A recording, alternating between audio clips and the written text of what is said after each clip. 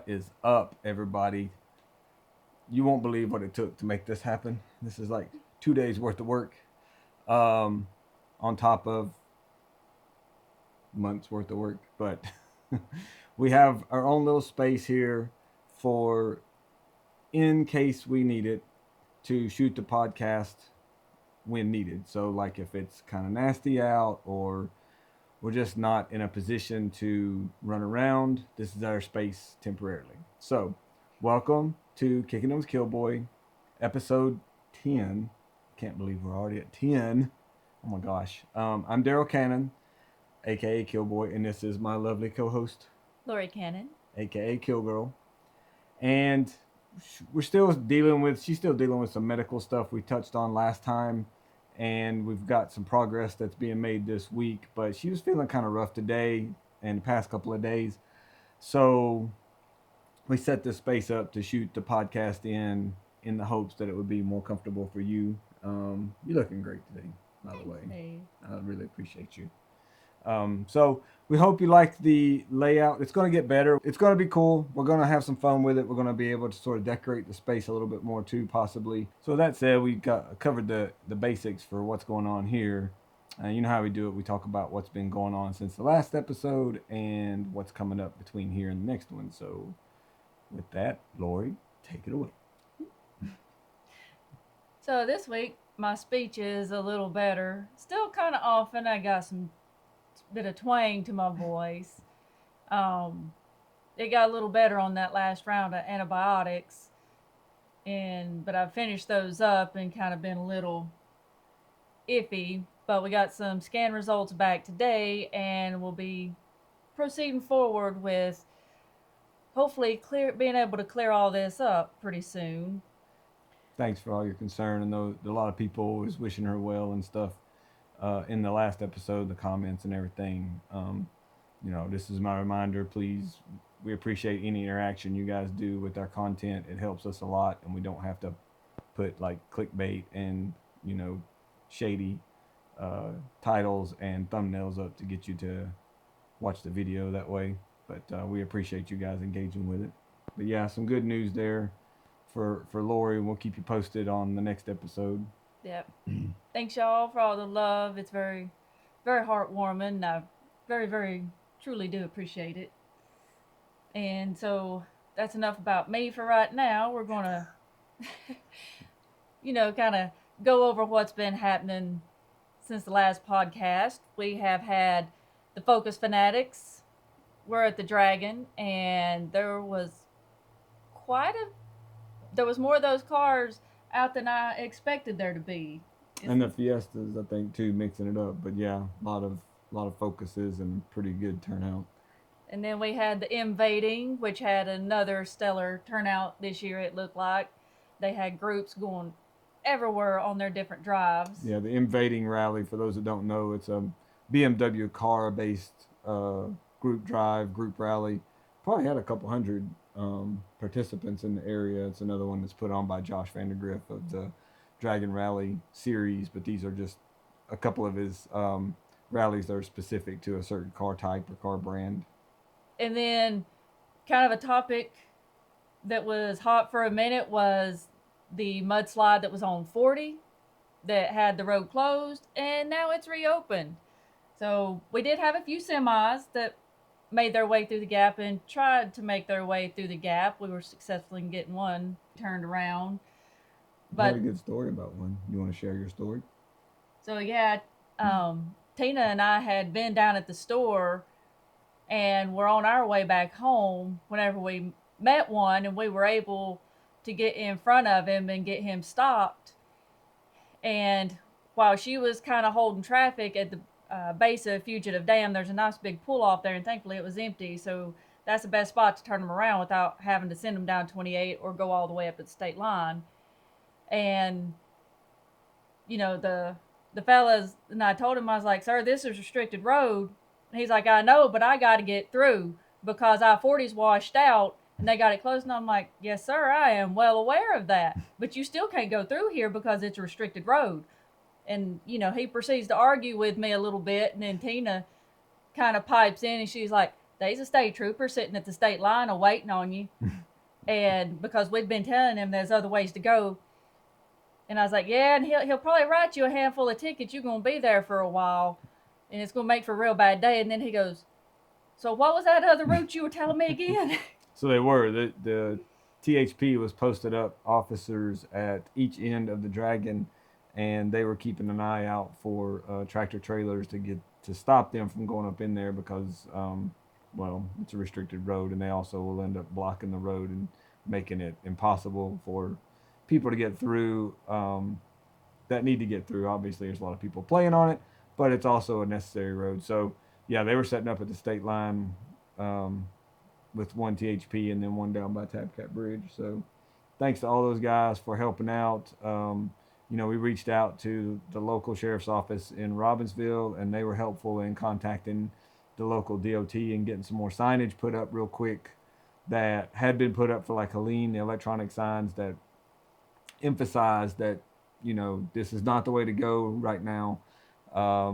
And NCHP also put an officer up there on the ground to help at 28 intersection. So everybody scrambled and did a pretty good job. There was very few semis that went through the Dragon during that period. The I-40 was closed, and it's back open, like she said, obviously. So things are pretty much back to normal now. And something that went around since the last podcast was a car that went over the edge, not very far over. Everybody's okay, but it ended up catching fire and burning. And that's a reminder that you are in a very remote area anytime you're around here. And it's a good idea to carry a fire extinguisher in your car. We try and carry them in all of ours. And just how long it's going to take emergency services to get to you, whether it be a fire truck or an ambulance or even the first responders, because you got to factor in the time that it takes someone to get into cell service or to where there is a phone where they can make the call. And then they've got to put the call out to the responders, and the responders then have to get to you and then determine what kind of aid you need. But it's a reminder to kind of mind your P's and Q's, because things can go sideways real quick, and it takes a long time for help to get to you out there. Yeah, and it's like you said, it's typically about a 45-minute to an hour minimum response time to get water up here. There can be some first responders that'll get here quicker, maybe with a fire extinguisher or something. But if it's a significant fire, that's not going to cut it. And in this case, it was a Honda S2000 that had slid off the road. And was that the one where your brother got there? Mm-hmm. Yeah, and her brother was actually one of the first ones on the scene. It had a fire extinguisher and got out, and he had it almost put out, and ran out of juice, and there's a little bit still going, and ended up getting back going again before they could, before first responders get here, and that car burned. Driver was okay, Forrest was okay, but yeah, just remember, especially if your car is modified, I am as guilty as anybody of this, have modified cars. They're more likely to leak, or something's going to fail and can cause an issue that can cause a fire over like a stock vehicle. But in this case, I think it was like an exhaust thing that caught the ground on fire underneath it. But that can be a result of modifications and things too. So just something to keep in mind. If you can squeeze a fire extinguisher into your car somewhere, it's not a bad idea, even just to help somebody else out. So getting back to what's been happening on the road and in the sky, we have had a bit of heavy rain these past couple weeks. And you got to give it to motorcyclists, man. They get real inventive sometimes when it comes to them rain suits. Yeah, I see like trash bags, 55-gallon bags with a hole punched in them, and they're just stretched over their head, going through the Dragon with this all thing puffing out. Inventiveness of the motorcycle community is not to be underestimated. We can figure some things out, find some solutions to problems. You got duct tape, zip ties, and trash bags. Yep. When the rain moves out, and it gives way to the most beautiful clear skies and some of the most beautiful riding weather, which whenever it says it's going to rain, if it says, 50% chance rain. That's not, it's going to rain all day. It's just 50% chance it's going to rain at some point during that 24-hour period. Right. Yeah. The forecasting here is really, we keep saying it, pessimistic. Don't let it stress you out.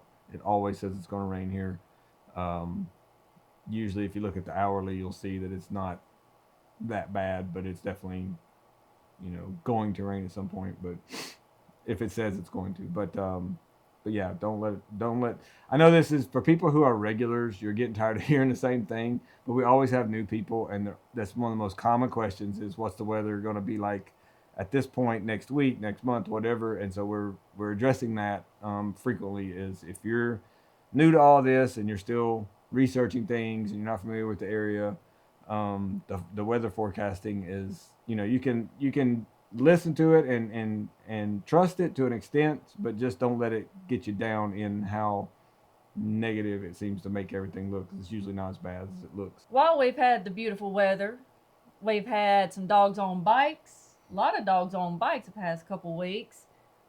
There's been a couple other rallies that came through that had a lot of exotics in it, some American cars, Euro cars. It's We never know what we're going to see. It's always an interesting mix that comes through. What was the most outlandishly named rally we had in the past 2 weeks? I don't know. We allowed to say we're allowed to curse. Okay, if you have children in the room, you might want to cover their ears. Okay, Earmuffs. So we actually had a rally come through last week before last, called All the Assholes Rally. And it was, I don't know, maybe like 10 cars, and there was some pretty nice stuff. I don't know where the name comes from and what the story is behind that, but they had their decals on the cars and everything with that rally name on it. Yeah, it was pretty funny. Yeah, when I went to load the photos in that day and I saw that folder, I'm like, Yeah, so the guys made a special category for that rally, and that was the name of the folder, was the name of their rally. So we got to see that, before we even knew that they were coming. Basically, it was like, what the hell is this? it was like, oh gosh, what am I going to see when I open this folder? And I was like, oh, that's the name of their rally. That's one of the more unique names I think I've ever come across in these 20-some years. So what's going to be happening during the air date or airtime of this podcast is it's going to be the 4th of July. Yeah, 4th of July is on a Friday this year, and so that weekend, I mean, typically the 4th of July is not a super busy holiday around here, so this will be interesting. It's not always, obviously it moves, through the week, but yeah, it's usually during the week or something, so we'll see what it looks like this weekend with July 4th. I know that they're doing fireworks at Fontana Village. Usually those fireworks are pretty, like, I don't know if industrial, commercial. They're commercial grade fireworks typically at Fontana Village, and you can stand pretty close to where they're being launched from, unlike most places. So you're basically looking up to see the show. So if you get a chance to swing out there Friday night, if history repeats itself, it's usually a pretty big show. What's the town doing theirs? Robbinsville. Robbinsville will be doing theirs on Saturday night between 9 and 10 p.m. Cool. Yeah. And Fontana's fireworks were going to be going off at 10 p.m. on Friday night. Cool. And they'll have some other festivities during the day at Fontana, and then Robbinsville's doing their Heritage Festival. So there'll be all kinds of stuff going on, vendors, everything.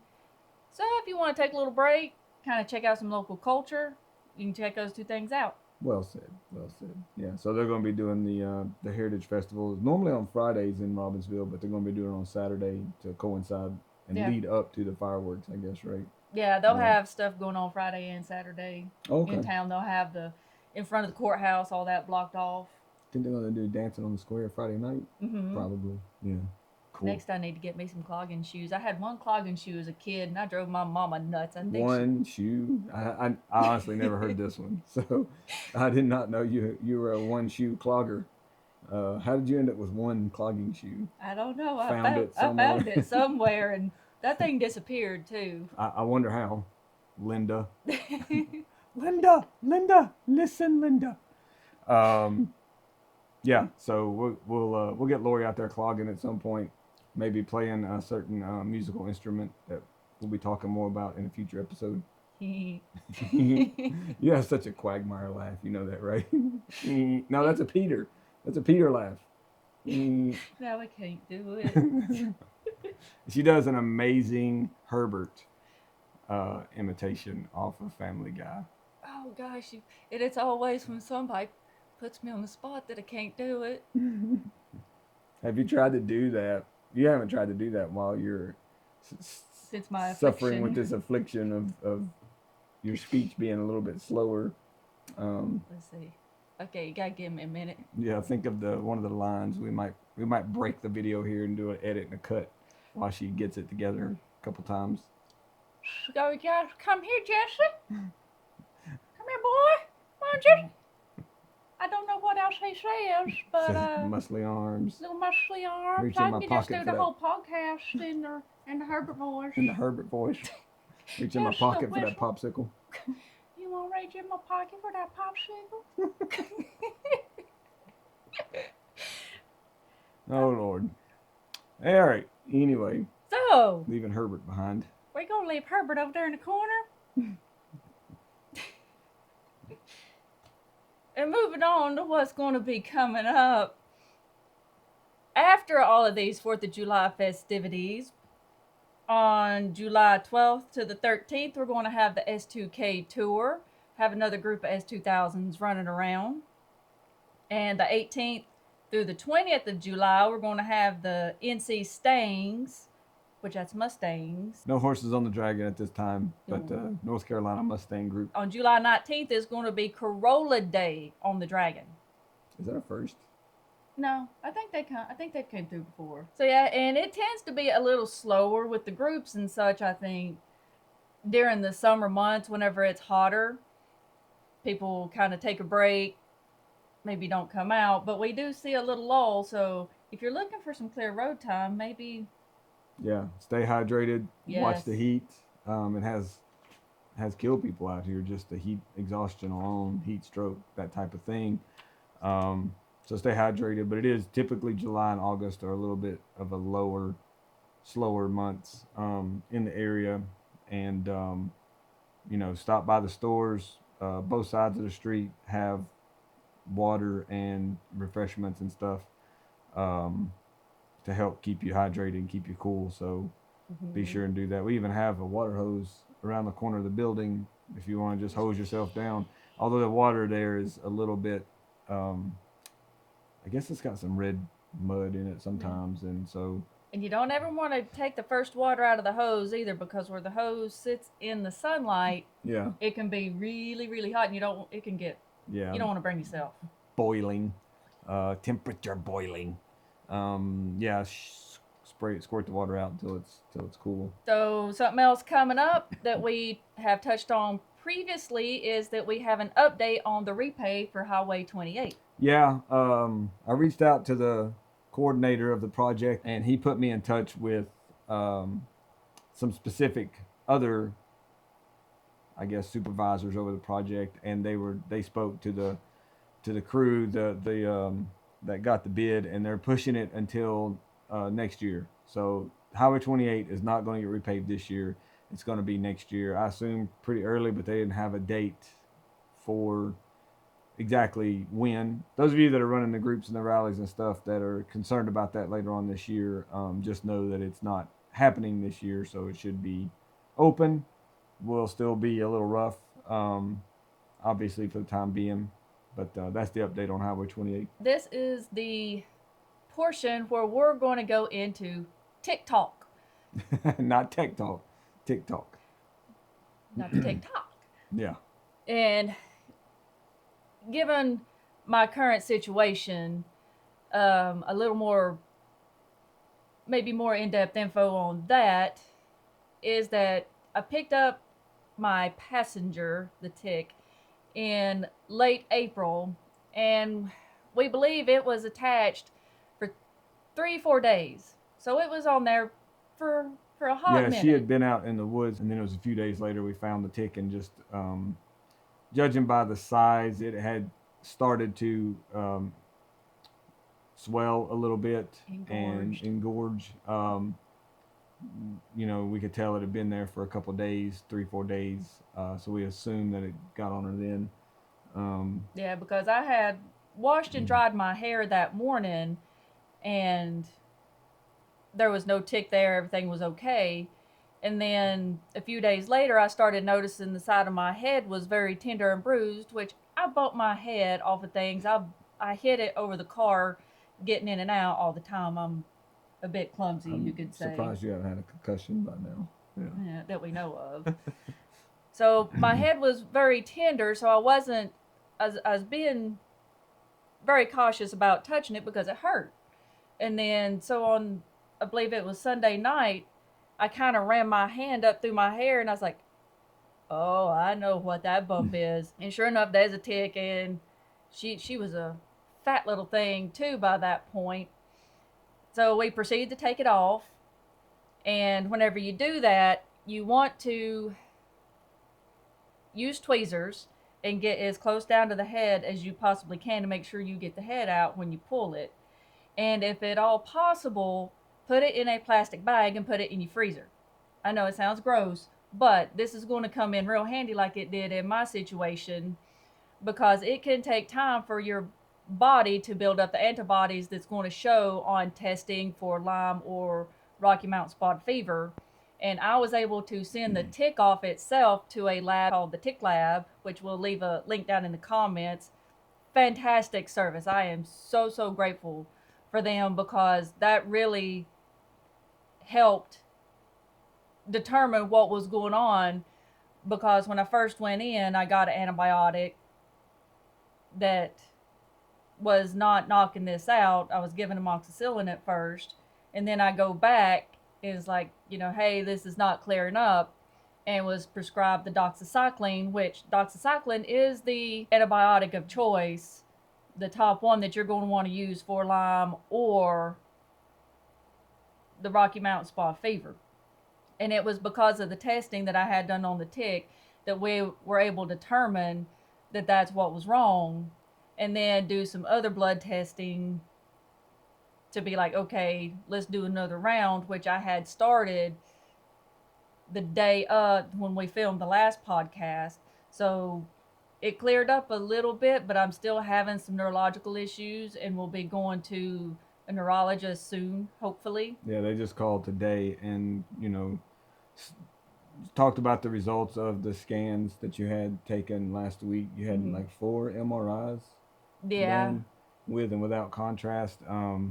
And we had to wait until today to get the results, but they're trying to get her into a neurologist, quickly. They reached out to a couple, but I just want to say, while we're talking about this, you guys, there was one issue that came up with testing from the Tick Lab that luckily we didn't contaminate it too much, but you should not use alcohol or Vaseline or any other chemicals really to try to remove a tick. It doesn't really work that well in the first place, and it contaminates the tick. So if they're testing it, it can make it difficult to figure out what it is.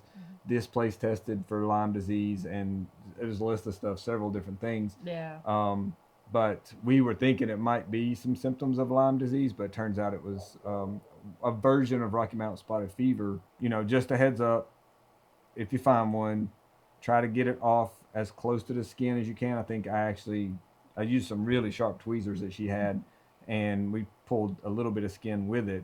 And then keep it, even if you're not showing any symptoms, because if you start to show, you're going to wish you'd have had that thing so that they can sort of study it and figure out what to do for treatment, which direction to go in. So yeah, that's stuff that I learned from all this, that luckily you were on top of your game enough to keep that thing and keep it in the bag.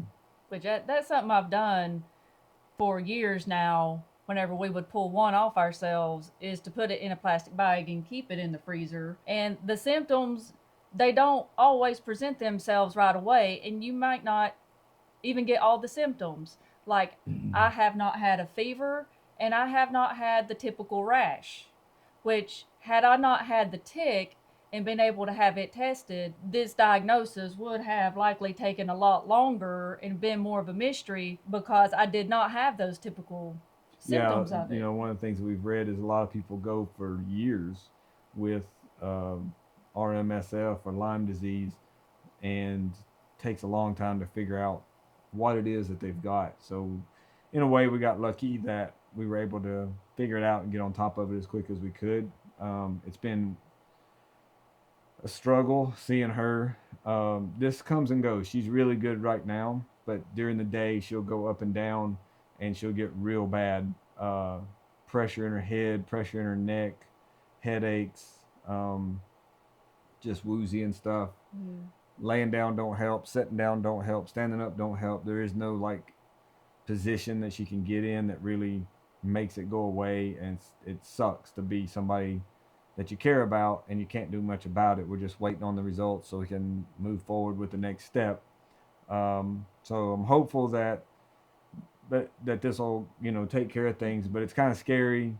It's not kind of scary. It's freaking scary that something's going on. It's a Yes. vascular inflammation inside the brain. So the blood vessels in the brain are inflamed and putting pressure inside the skull on the brain. As best we understand It's it. scary, and it can lead to permanent problems.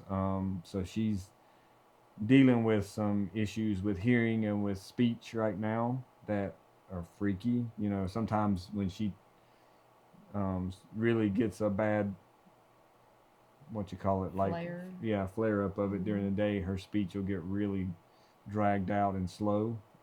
She has a hard time focusing and thinking and stuff. So, not to freak everybody out, I'm just saying, don't take ticks lightly, and it's a good idea to hang on to any ticks that you pull off of you, especially if you feel like they've been on there. It takes them a couple of days, Yeah, the right? different diseases, and there's a lot more diseases that ticks can carry other than Lyme and Rocky Mountain spot fever. That's just the two that we kind of deal with in our area. The transmission time is different for each of these diseases. Like, typically from what I see online, and the timeline varies, but for like Lyme disease, they say it could, needs to be attached for at least 24 to maybe 48 hours for it to be able to transmit the disease. And some stuff for the Rocky Mountain spot fever says it can transmit the disease in as little as 2 hours or up to 96 hours. And Mm. it's a very wide variety. So that's why it is imperative that you, if you're outdoors, doing tick checks every night, which I mean, it's my bad for being in the woods and not having checked myself. Usually I can feel them crawling on me, which when we did the last podcast, we were in the car and I looked down and I had one crawling on my arm Mm-hmm. that wasn't attached, flick him out the window.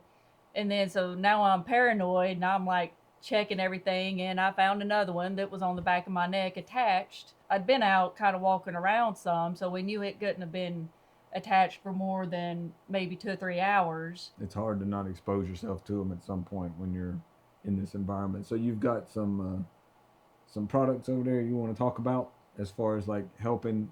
We learned something. You know about the usual stuff probably, like um, DEET and Cutter and those types of things. But we found a new thing that I didn't know about. I don't think you knew about. Yeah, it's like you got your typical ones like And these are safe these. for your skin, and of course they can go on your clothing. Yeah, we got. So these are all repellents. And so Mhm. these, and you may say, well, yourself, well, duh, but we're getting to a point. Those products are made to just repel insects and ticks, and they do a really good job at it. But they're usually pretty short duration. You have to apply them every day.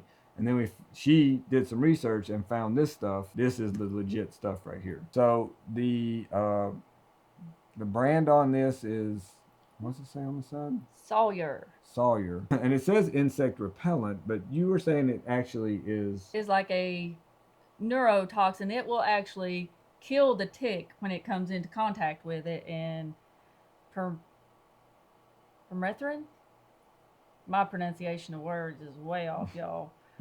But so this stuff right here, you can buy clothing. Like, this is something I probably should have had on in the beginning, but it's a bandana that I had bought a couple years ago by a company called Wangle. What? Yeah, that's the name of the company. As Is that funny as like it a sounds. porno or something? What is it? But it is an insect repellent apparel. And you can apparently buy insect repellent apparel. And basically, all they've done is treat it with this stuff. So that stuff stays on for like 6 weeks? Yeah, this says it's effective for 6 weeks. 6 weeks. It's not for your skin. It's only for Mm-mm. clothing. So you can spray your shoes and your, socks, your shorts, whatever with it. And it lasts 6 weeks. That's supposed to be the hot stuff. And, Yeah, it's hazardous to humans, so you don't want to spray it on your skin and stuff. And you'll put it on your clothing and wait for it to dry. Serious question. I want to hear what you guys answer is to this. There are medications for pets that make their blood insect, parasite, not resistant, like it kills them. Why don't they make that for humans? Why can't we take a pill that lasts for like a month, like a cat or a dog pill, and will kill ticks and mosquitoes when they get on us? Answer that in the comments. And I just want to take a minute here, by the way, to you're gonna have to tap that screen, but in just a second, I want to talk about what's behind us because I think it's kind of funny. Most successful YouTubers that have a bigger following than we do, in the background they'll have their YouTube plaque that they send you once you get to like a million subscribers and that type of thing. And I'm not there yet, so I've got to settle for my Emmy trophy in the background, I guess, until I get a better YouTube plaque for my thing. And then behind Lori, she's brought her own trophy. We've got a. Do I need to touch the screen to get it to focus on that duck? We've been 3D printing dragon ducks, basically, and having some fun with those things. And we made one that was super big. So we've got a golden dragon duck back there. So I just thought it was kind of funny what was in the background. So anyway, was there anything else about the tick stuff that we needed to cover and, just sort of offer some advice of what we've learned since going through this situation to hopefully keep somebody else from having to deal with the same thing? Yeah, definitely use your repellents, whether you treat your clothes with the high power stuff or if you use just kind of the basic stuff. You got the cutter, and then let's see, this is a Murphy's lemon eucalyptus oil. Seems to be another very popular one for getting rid of the ticks. I've even found these anti-mosquito patches. I don't know how well they work against ticks, but they're a non-toxic thing that you can put on your clothes to hopefully keep ticks away. It goes on your clothes? On your skin? No, this one goes on. It says to put it on your clothes. Huh. Okay. Adhesive side on clothing, positioning near exposed skin. So yeah, you could put it like, on the center back of your shirt or something that might keep them from crawling up your neck. It's like, I'm willing to try about anything at this point to keep from ever having to go through this again. Most people can get bit by the tick and then it falls off and they are none the wiser. That's why it's so much mystery. So if you do find the one, keep it in your bag. And if you start showing symptoms, send it to the tick lab in Pennsylvania. Those fellas will hook you right up with some testing and let you know exactly what that tick's got in it, so you can take that to the doctor and be like, treat me for this, and take the and get the doxycycline first. Don't mess with any of them other antibiotics. Doxycycline is the one you want. Yeah, push them to put you on that stuff first, not the regular amoxicillin antibiotics, because that's not really effective against these, especially these two diseases, Lyme disease and Rocky Mountain spotted fever. So now that you've had that little piece of information and you've got your DEET in hand and everything to keep yourself safe, grab your sunscreen because it's time to go swimming. Uh-oh. You got some swimming hole pro tips and information for people? Well, while it's hot during the summer, you might want to take a dip. And we kind of touched on one of the places last week that we call the Blue Hole that was out near Joyce Kilmer. We'll put a little footage back in there, which that's a place that we've went to periodically during the summer. It is limited parking. I think one regular parking spot, one handicap spot. Yeah, is there room on the side of the road if you're not in a lowered vehicle? There's really not. It's a shame because this, as far as the water space goes, it's a very wide, shallow section of the I guess you call it a river. Right there is what comes off of Santeetlah Dam, but there's room there for like 40 people. Yeah. But you can only park like two cars in the space there that's provided for it. So it's a little tricky to get into, but really pretty place and spacious. If being, in the creek or something like that, it's not your jam. We've got, lakes and reservoirs around. We got Lake Santeetlah that we kind of touched on last week that you can go out on. And then you got Fontana Lake that you can go out on. And that's what I had hoped to be doing this for this week's podcast, was to go out on one of the pontoon boats. But due to this current affliction, being in or on moving vehicles is a bit troublesome at times. That's why we're not doing it from inside the car and we're stationary, is because that movement messes with my head. And wind blowing on her hair and neck and stuff is really, she's like super sensitive sometimes to breezes, and wind moving across your skin is messing with her a lot. So yeah, it's a bummer. You also have the lazy river, Fontana Village, Yeah. pool. If you want somewhere that's uber safe and away from the nope ropes and danger noodles, you can go over to that lazy river and kind of float around, which, I've been there and all I did was lounge in a lounge chair. I don't think I've even been in the water yet. Yeah, I That's haven't such either. a shame. You do that. My pasty legs get burnt so quick. It's tricky for me to be in the water for too long. I can just slather on some sunblock. So if you are here whenever it's warmer and looking for something to do, you can enjoy the beautiful Fontana Lake that was in the background of our video last week. Hopefully we will be able to get out on one of them boats when some of this is cleared up a bit, because, and I know Daryl knows the answer to this, how many miles of shoreline Fontana Lake has? I can't remember the number. It's hundreds. It's crazy. It is. We'll give you a second to kind of ponder that.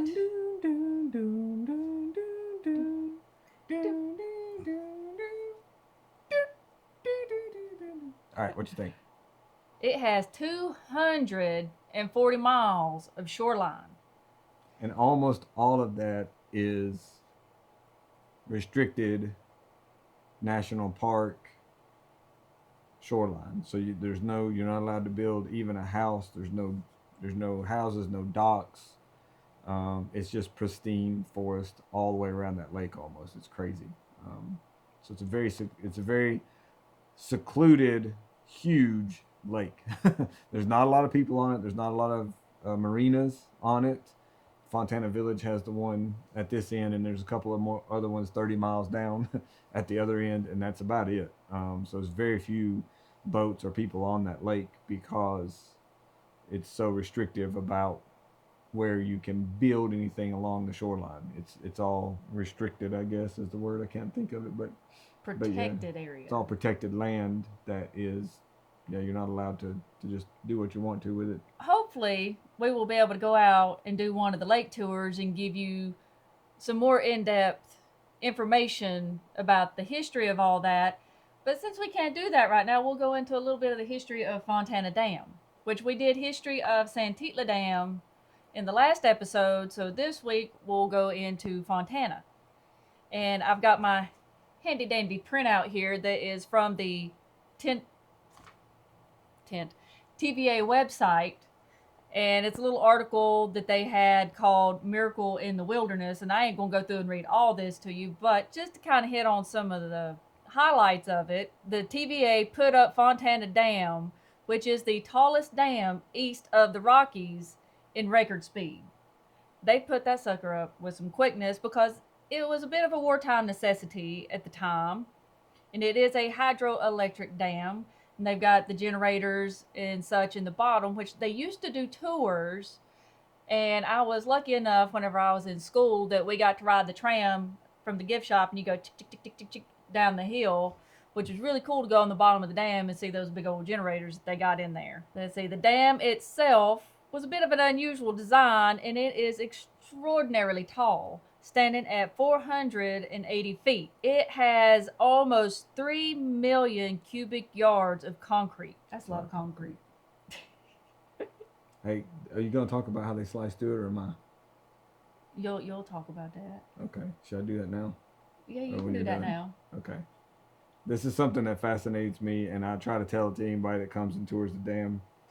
They slice that dam in half about every 7 years or so. It varies. You can go on YouTube and search Fontana Dam Slicing Project, and they bring a crew out and they run a diamond coated cable all the way. It's about a 7/8 of an inch thick, almost an inch thick cable.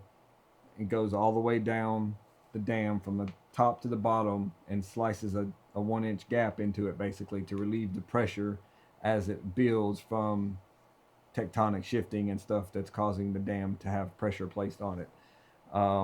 It takes about 24 to 36 hours. They cannot stop once they start, and they have to replace the cable during the process a couple of times. And so they have a procedure for replacing the cable, but they use a series of pulleys to run the cable up over the dam, back through the pulleys, and then they pull it gradually down through the dam. It goes through the hallways through the middle of the dam that are like access hallways for people, and the video shows people just walking through the hallways while this cable is slicing this thing in half, and the water's just like pouring in. There's so much pressure on the concrete that just a couple of inches above the cable, it's already sealed back up. And as it moves down or whatever, it slices it and relieves the pressure. I can't imagine who thought of that the first time and what it felt like to try and do that. Apparently, they do it to several larger dams that are under pressure um, from the surrounding terrain, and it's a not not terribly uncommon thing for these crews to travel around and do this to larger dams. But I can't imagine the first time they did it what it must have been like. Hey, I got an idea. There's a lot of pressure here. What if we just slice this some bitch in half? What else you got about the damn dam? So basically, they built that thing in the middle of nowhere, really, and they had to construct the road and make it wide enough just so they could get the equipment in. And then it's like, okay, we've got this big old thing to build. We need workers. Okay, where's the workers going to stay? And so they had workers there 7 days a week that labored around the clock in 3 shifts a day. The night shift worked under floodlights, and there wasn't a whole lot of time off there or anywhere to go when you did have time off. And gas rationing meant that most workers stayed on site for months on end. And Fontana was so remote, commuting was difficult. So it became clear, okay, we need something for these people to do to keep them here, keep them happy. And that's whenever the town of Fontana was built. They started building the dam in 1942, and by 1943, the number of workers they had was 5,000, or approximately 5,000. So to put that in perspective, the population of Robbinsville within city limits is 500. So you can imagine 5,000 people in that small little bitty location. And that's probably how they were working 24 hours a day was, you weren't on first shift. You were on first shift Tuesday, Wednesday, Thursday, Friday, or whatever. And then they had a Friday, Saturday, Sunday first shift crew. And so you rotated out people. There was more than 3 shifts of people. They just worked 3 shifts a day. Yeah, that's crazy. They had 5,000 people working on that project. So, they built the village. They had some temporary housing, and then they had prefab houses. I think there are some of the original houses or cabins, as we call them today, left in Fontana. Early on, whenever they decided that they needed to make it a little bit more of a town and give the people something to do, they had a beauty parlor, a barbershop, basketball court, softball fields, a post office, which it still has its own post office over there, a library, a grocery store, which we still have the general store, a soda stand, which I wonder if that's like the soda jerks Yeah, they used to talk about. Yeah. They had a dentist office, a small hospital, a movie theater, a school with a dozen or so teachers with 300 students. They even had weekly dances that were very much in demand. And, I have to wonder if that's where the dancing, the clogging that they still have, there's several groups of cloggers still come into Fontana Village to this day. And I wonder if that's how all of that spurred and started. Yeah, it could be something that's a leftover from those days. So by 1944, they finished the dam and it was producing, the electricity that Alcoa needed to make the aluminum. The generator started up in early 1945. They built that dam in 2 years, man. Can you imagine a project like that these days? How long it would take? It's crazy. So yeah, that was a very unprecedented feat that they took on to build it in that amount of time, and just the amount of resources they put toward it and people. But I mean, hey, we get a cool little village to go to and hang out today. When they finished the dam, the Fontana area was largely deserted, and only about 50 families remained to kind of tend the dam and the power plant there. And it says it didn't stay like that for long. That in 1946, under the supervision of General Ulysses S. Grant III, Fontana Village opened as a privately run public resort adjacent to the reservoir. And today, it is estimated that around 2 million people come to see the Fontana Dam and area. So, I mean, it is a pretty big feat, and I can't look over the side of it myself without getting a little bit woozy in the head. I think we mentioned it in one of the first podcasts that the Appalachian Trail goes across the top of Fontana Dam, which is pretty cool. Yeah. You get a little scenery. So it has to always remain open to foot traffic because that's part of the route that you have to walk, hike if you're doing it. So, like right now, I think it's closed to vehicular traffic. They're doing some construction up there and stuff. Last time we went there a few days ago, but it's always open to hiker foot traffic to be able to get across as needed. So, pretty interesting structure, pretty massive structure. Fontana does have a full service marina where you can rent boats. You can get pontoon boats, kayaks, paddleboards. No jet skis though. What the? You can do some refueling there. They have slip rentals if you want to bring your own boat. A boat launch. Again, bring your own boat. You can put it in, rent a slip there for the weekend. Or if you don't have your own boat, rent a pontoon boat, or you can just take a tour on the lake on Miss Hazel. They got fishing supplies, snacks, hiker shuttles. They even, or at least the last time we were there, had a pizza oven. So you can sit out there on the dock and cook yourself a pizza. I think the oven was do it yourself too, wasn't it? Mm-hmm. Yeah, so they sold the pizza like refrigerated, and then you could take it out there and cook it yourself. And there's also the Marina on Santeetlah Lake in Robbinsville that has a lot of the same, amenities and stuff as well. So they do pontoon boat rentals there. They've got slip rentals. I don't know if he's got any available. Really nice marina in Robbinsville too that offers a lot of the same stuff. They've got their own store and things like that in there too. They got some apparently excellent bass fishing, which I wouldn't know nothing about that. At the top of the dam, there are some bathrooms, a gift shop, and a visitor center if you want to go in and learn a little bit more about the dam and its history. You can go in there and visit them at the visitor center. Yeah, and they have staff that runs the visitor center, and I want to say it's volunteer. They're very knowledgeable and enthusiastic about it, and they love to show you all the history of it. They've got all these like displays set up that show the cable that was used.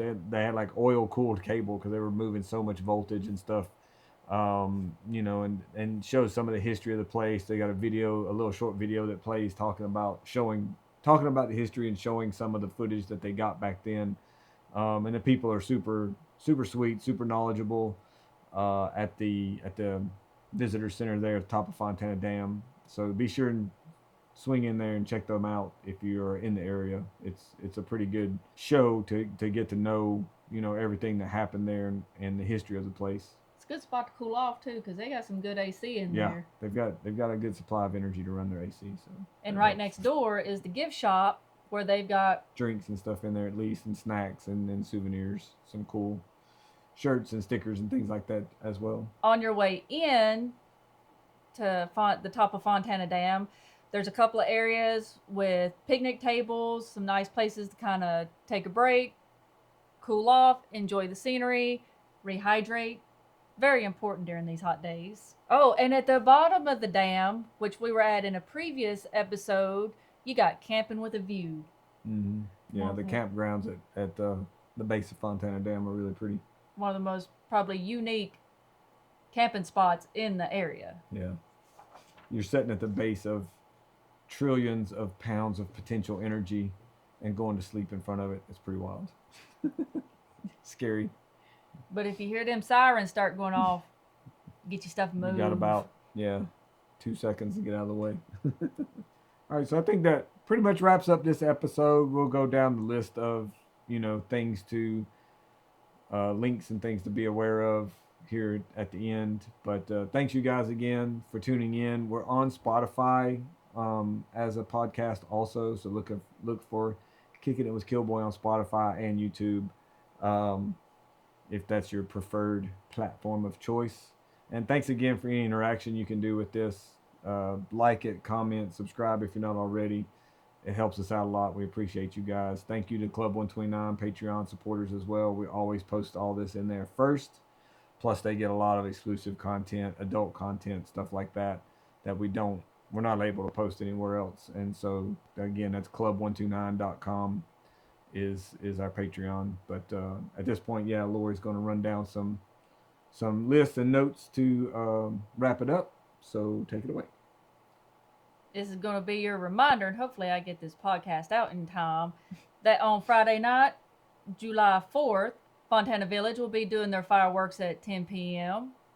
And on Saturday, July 5th, Robbinsville will be doing their fireworks between 9 and 10 p.m.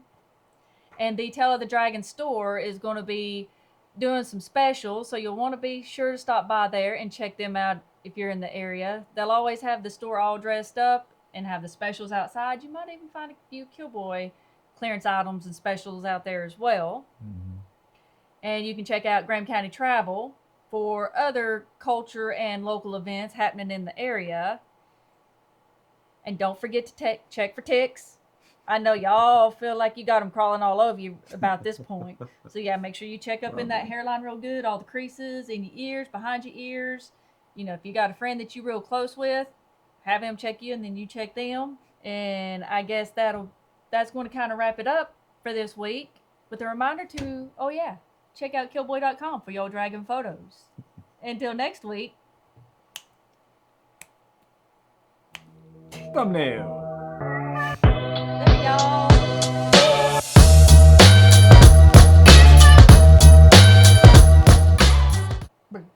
Sorry. Brain freeze. And not from a cold drink. Okay, wait, back up. Reboot. Chicken head, activate.